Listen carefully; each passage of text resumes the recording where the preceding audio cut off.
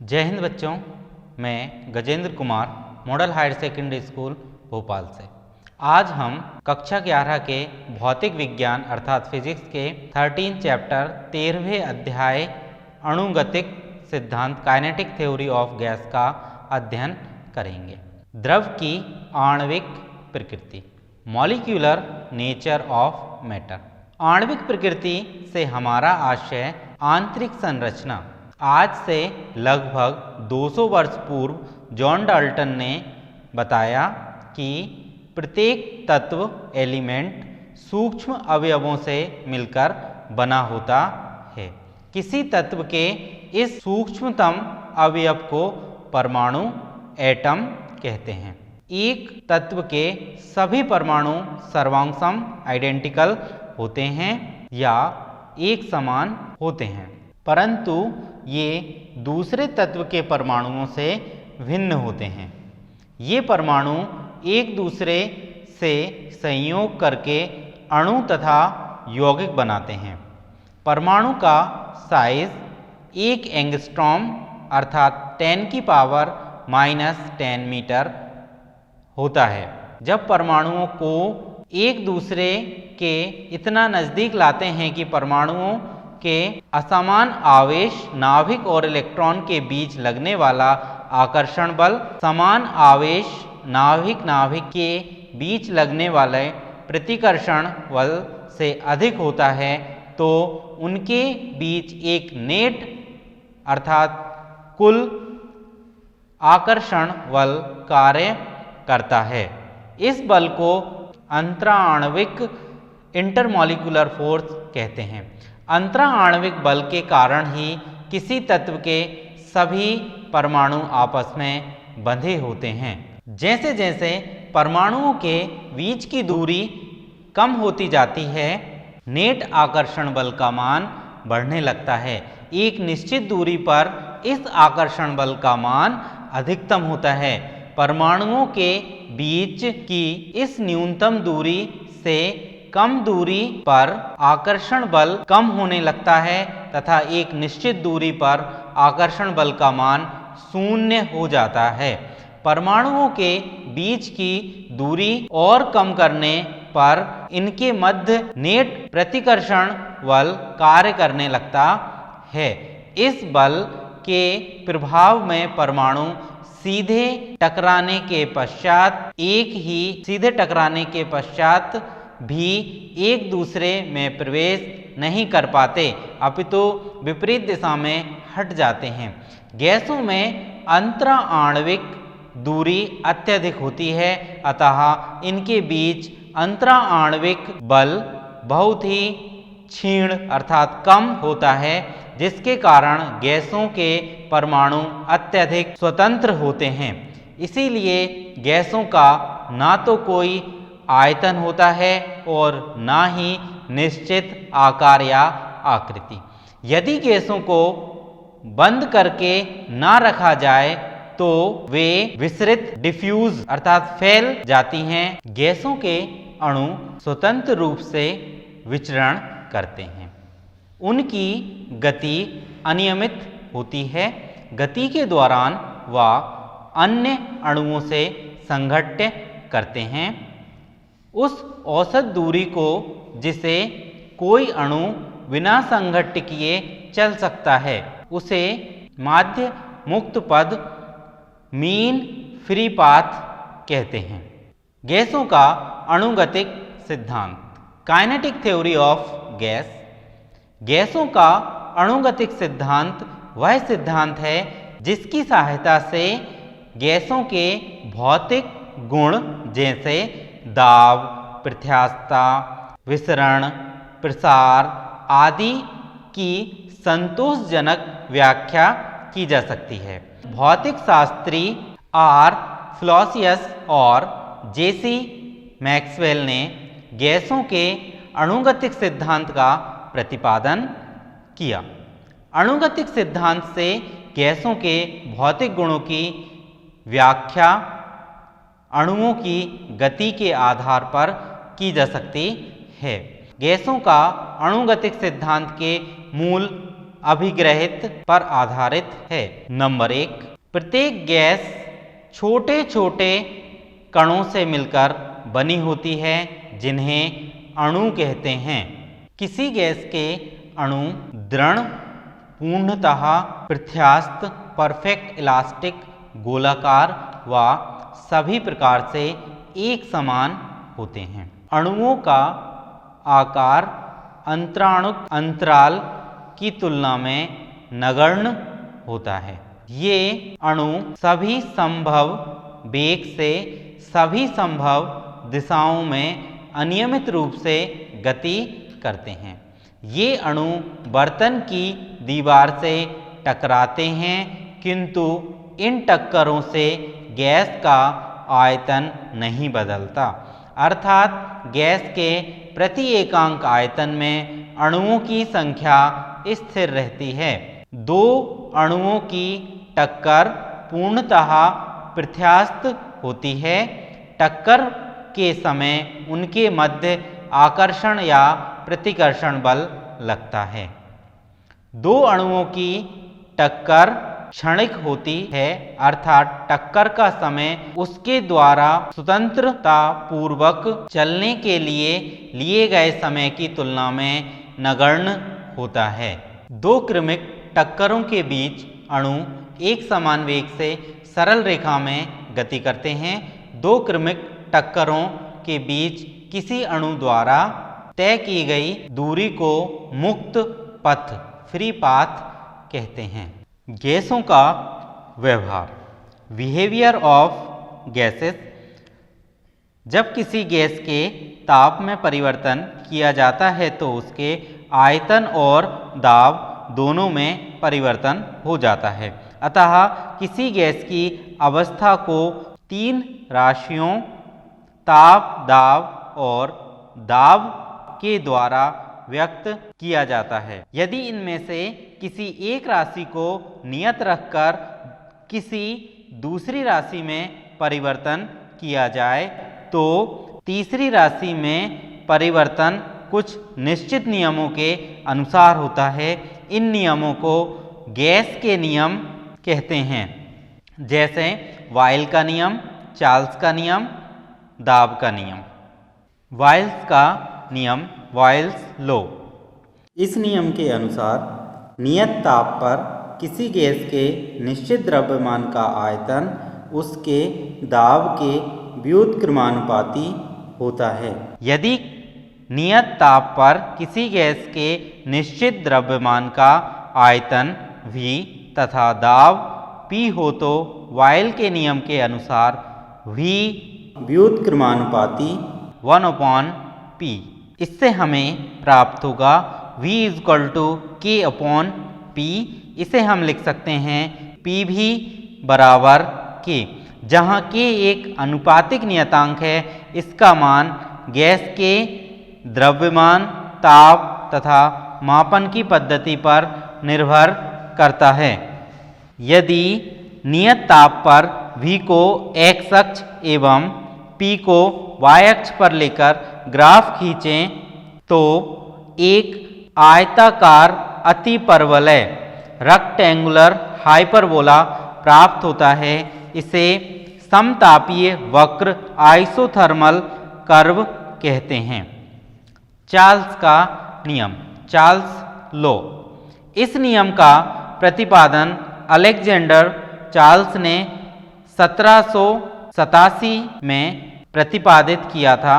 इस नियम के अनुसार नियत दाब पर किसी गैस के निश्चित द्रव्यमान के ताप को 1 डिग्री सेंटीग्रेड से बढ़ाने या घटाने पर उसका आयतन 0 डिग्री सेंटीग्रेड के आयतन का 1/273वां भाग बढ़ जाता है या घट जाता है।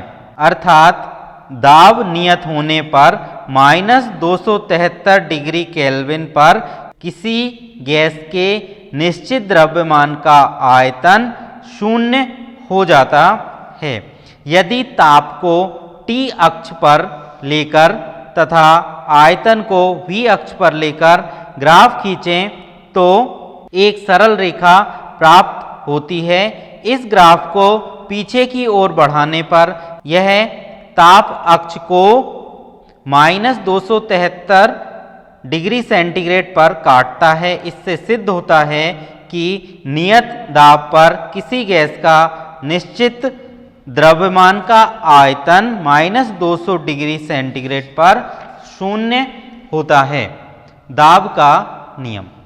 इस नियम का प्रतिपादन जोसेफ गै-लुसाक ने किया था।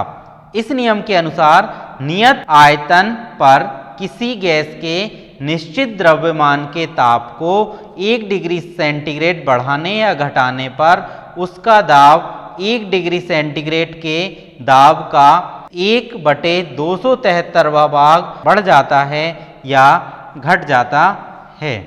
अर्थात नियत आयतन होने पर -273 डिग्री सेंटीग्रेड पर किसी गैस के निश्चित द्रव्यमान का दाब शून्य हो जाता है।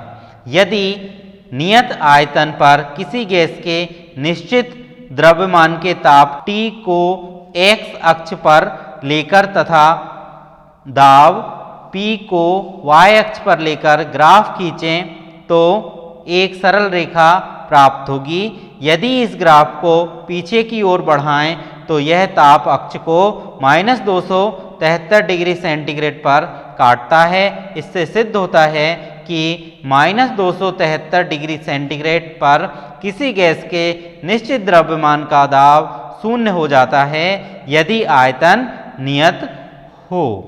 गैसों के अणुगतिक सिद्धांत काइनेटिक थ्योरी ऑफ गैस के अनुसार -273 डिग्री सेंटीग्रेड पर गैसों के सभी अणु गतिहीन हो जाते हैं। अतः इस प्रकार किसी गैस का न्यूनतम ताप -273 डिग्री हो सकता है।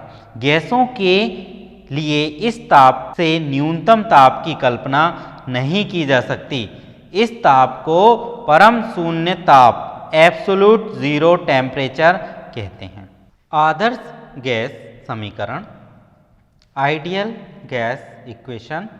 किसी गैस के निश्चित द्रव्यमान के ताप, दाब और आयतन में संबंध दर्शाने वाले समीकरण को आदर्श गैस समीकरण कहते हैं। यह PV बराबर nRT होता है, जहाँ P दाब है, V आयतन है, T ताप है तथा R गैस नियतांक है। मान लो T1 ताप पर किसी गैस के निश्चित द्रव्यमान का दाब P1 है तथा आयतन V1 है। ताप को T2 करने पर दाब P2 तथा आयतन V2 हो जाता है। इस परिवर्तन को दो चरणों में घटित हुआ माना जा सकता है। नंबर 1, ताप को T1 पर नियत रखकर दाब को P1 से P2 कर दिया जाए, जिससे उसका आयतन V1 से V' हो जाता है। तब वायल के नियम के अनुसार P1 V1 बराबर P2 V'। तब हमें V' बराबर प्राप्त होगा, अर्थात आयतन में परिवर्तन V' बराबर P1 V1 divided by P2। यह हमारा समीकरण 1 है। अब दाब को P2 पर नियत रखकर ताप को T1 से T2 कर दिया जाता है, जिससे आयतन V' से V2 हो जाता है। तब चार्ल्स के नियम से V' डिवाइडेड बाय T1 बराबर V2 डिवाइडेड बाय T2। यहाँ हमें V' बराबर प्राप्त होगा V' बराबर T1 V2 divided by T2। समीकरण 1 और 2 दोनों V' के बराबर हैं, अतः समीकरण 1 और 2 से हमें प्राप्त होगा P1 V1 divided by P2 बराबर T1 V2 divided by T2। तब हम इन्हें अरेंज कर प्राप्त करेंगे। P1 V1 divided by T1 बराबर P2 V2 divided by T2। तब हमें प्राप्त होगा कि PV डिवाइडेड बाय T एक नियतांक है, अर्थात पहले जिन क्वांटिटी में परिवर्तन किया था और उनसे जो हमें क्वांटिटियाँ मिली वो आपस में बराबर हैं, अतः PV डिवाइडेड बाय T एक नियतांक है। इस नियतांक को गैस नियतांक कहते हैं, जो आदर्श गैस की प्रकृति तथा गैसों के द्रव्यमान पर निर्भर करता है। स्वतंत्रता की कोटि, डिग्रीज ऑफ फ्रीडम। किसी अणु के लिए संभव गति की स्वतंत्र विधाओं की संख्या को स्वतंत्रता की कोटि कहते हैं। यदि कोई चींटी किसी क्षैतिज तल पर चल रही है तो वह केवल एक ही दिशा में गति कर सकती है, अतः उसकी स्वतंत्रता की कोटि एक होगी। अब यदि वह समतल पर माना XY पर गति कर रही है तो उसकी स्वतंत्रता की कोटि दो चरों X के अनुदिश और Y के अनुदिश अवस्था का वर्णन होगा। अतः इस स्थिति में स्वतंत्रता की कोटि दो होगी।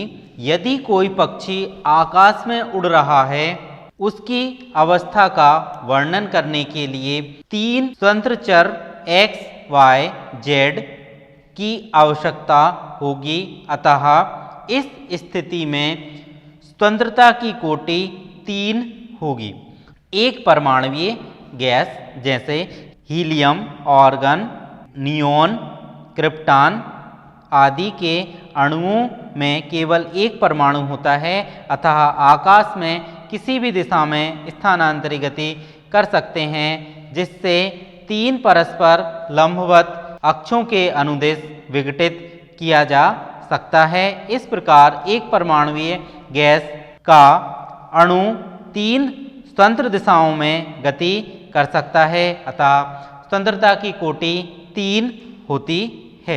द्विपरमाणुवीय गैस जैसे hydrogen, nitrogen, oxygen, chlorine, carbon monoxide आदि के अणुओं में दो परमाणु डंबल्स की भांति आपस में जुड़े होते हैं। ऐसे अणु आकाश में स्थानांतरित गति के अतिरिक्त घूर्णन गति भी कर सकते हैं, किंतु दोनों परमाणुओं को मिलाने वाली अक्ष के परता जड़त्वाघूर्ण शून्य होने के कारण घूर्णन गतिज ऊर्जा शून्य होती है, अतः इनमें केवल दो घूर्णन गतियां हो सकती हैं। इस प्रकार द्विपरमाणुवीय अणु की स्वतंत्रता की कोटि 5 होती है।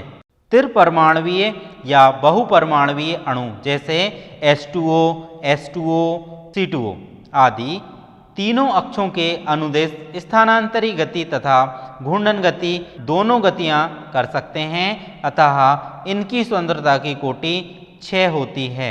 ऊर्जा समविभाजन का नियम, इस नियम का प्रतिपादन मैक्सवेल ने किया था, अतः इसे मैक्सवेल का ऊर्जा समविभाजन का नियम भी कहते हैं। इस नियम के अनुसार तापीय साम्य की स्थिति में किसी ऊष्मागतिक निकाय की कुल ऊर्जा समस्त स्वतंत्रता की कोटियों के समान रूप में विभाजित होती है और प्रत्येक स्वतंत्रता की कोटि में औसत ऊर्जा 1/2 kBT होती है, जहां K बोल्ट्जमैन कांस्टेंट तथा T परमताप है। इस प्रकार परमताप T पर किसी अणु की स्वतंत्रता की कोटि उस अणु की औसत ऊर्जा E बराबर 1/2 F kBT, जहां F स्वतंत्रता की कोटि है, अतः ऊर्जा समविभाजन नियम के आधार पर हम किसी अणु की ऊर्जा ज्ञात कर सकते हैं यदि हमें उसकी स्वतंत्रता की कोटि अर्थात F की वैल्यू या F का मान हमें पता हो। एक परमाणु गैस की स्वतंत्रता की कोटि 3 होती है, अतः ऊर्जा संविभाजन नियम से उसकी ऊर्जा हमें प्राप्त होगी 3/2 kVT। यदि एवोगैड्रो संख्या Na हो तो गैस के 1 मोल Na परमाणु होंगे, अतः एक परमाणु गैस के 1 मोल की कुल ऊर्जा U बराबर Na इंटू 3/2 kVT। हम जानते हैं Na kV बराबर R अर्थात सार्वत्रिक गैस नियतांक, तब हमें U बराबर प्राप्त होगा 3/2 RT। यह एक परमाणुवीय गैस की ऊष्मा है। इसी प्रकार हम द्विपरमाणुवीय गैस एवं 3 परमाणुवीय गैस या बहुपरमाणुवीय गैस की ऊर्जा निकाल सकते हैं और ऊर्जाओं में अनुपात निकाल सकते हैं। इसका आप अभ्यास करेंगे। इसके आगे हम अगले लेक्चर में पढ़ेंगे। धन्यवाद।